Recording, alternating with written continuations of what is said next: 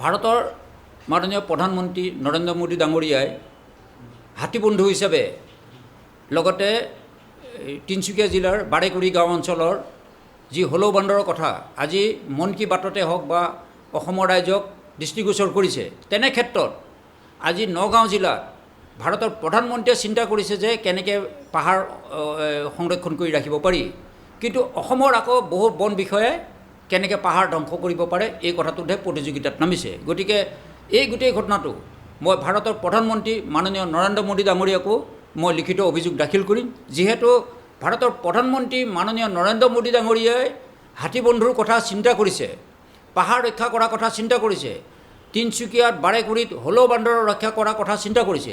তাৰ বিপৰীতে কিন্তু অসমৰ আজি বহুকেইজন DFOই হওক, কনজাৰভেটৰ হওক, PCCFে হওক, তেওঁলোকে কিন্তু পাহাৰ ধ্বংস কৰা প্ৰতিযোগিতাত নামিছে।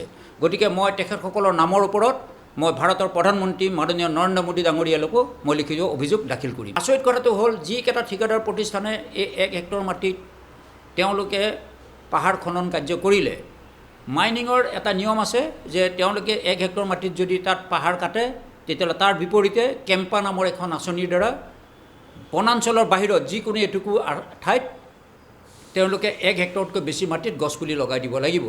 এতিয়া দেখা পোৱা গ'ল 2017 বৰ্ষ বা আজি 24 বৰ্ষলৈকে নগাঁও জিলাত কোনো এটুকুৰ ঠাইত এই ঠিকাদাৰ প্ৰতিষ্ঠানে এজোপাও গছপুলি লগোৱা নাই। তেনে ক্ষেত্ৰত কিন্তু বন বিভাগ কিয় মৌন হৈ আছে? আমাৰ সন্দেহ হৈছে যে বন বিভাগৰ কোনো বিষয়া এই ঠিকাদাৰসকলৰ পকেটত সোমাই আছে নেকি।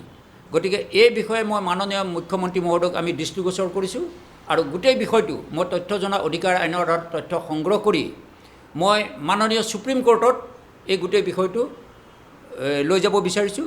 খুব কম দিনৰ ভিতৰতে অসমৰ ৰাইজে গম পাব, মাননীয় সুপ্ৰিম কোৰ্টত এই বিষয়টো সন্নিৱিষ্ট হ'ব। মই আশা কৰিম মাননীয় সুপ্ৰিম কোৰ্টে অসমৰ ওপৰত এক তদন্ত কৰি ব্যৱস্থা গ্ৰহণ কৰিব। এতিয়া কিন্তু দুৰ্ভাগ্যজনক বিষয়, 17 চনৰ পৰা 18 চনলৈকেহে অনুমতি আছিল।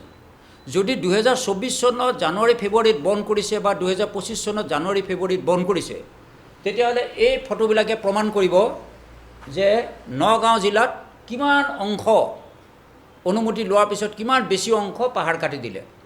গতিকে এই কথাটো যিহেতু আজি ডিজিটেল ইণ্ডিয়াত মই যেনেকৈ গম পাইছোঁ, ঠিকাদাৰসকলেও গম পাইছে বা প্ৰধান মুখ্য বন সংৰক্ষকেও গম পাইছে বা DFOও গম পাইছে, তেনে ক্ষেত্ৰত তেওঁলোকে কিয় আজি নিমাত হৈ আছিল? এয়া ডাম্পাৰ পৰ্যন্ত গোটেই ফটোত উঠিছে। মাত্ৰ তেওঁলোকক এই ক'লা দাগটো দিয়াৰ ভিতৰত তেওঁলোকক অনুমতি প্ৰদান কৰা হৈছিল মদাৰতলিত।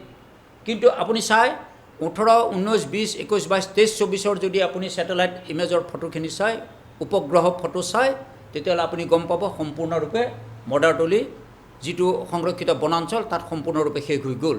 গতিকে আমি অনুৰোধ কৰিছোঁ যে IFS বিষয়াসকলে 3.5 লাখ টকা 3 লাখ টকা দৰমহা পোৱাৰ পিছত AC ৰুমত বহি অসমখন ধ্বংস কৰিবলৈ আহিছে নে অসমখনক ৰক্ষা কৰিবলৈ আহিছে? সকলো IFS অফিচাৰ নহয়।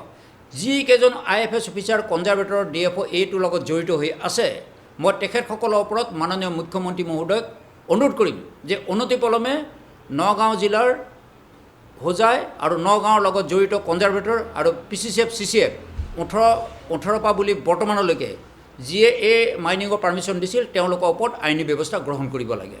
যিকোনো খবৰৰ বাবে যোগাযোগ কৰক 7099017330 লগতে 7099017110 নম্বৰত।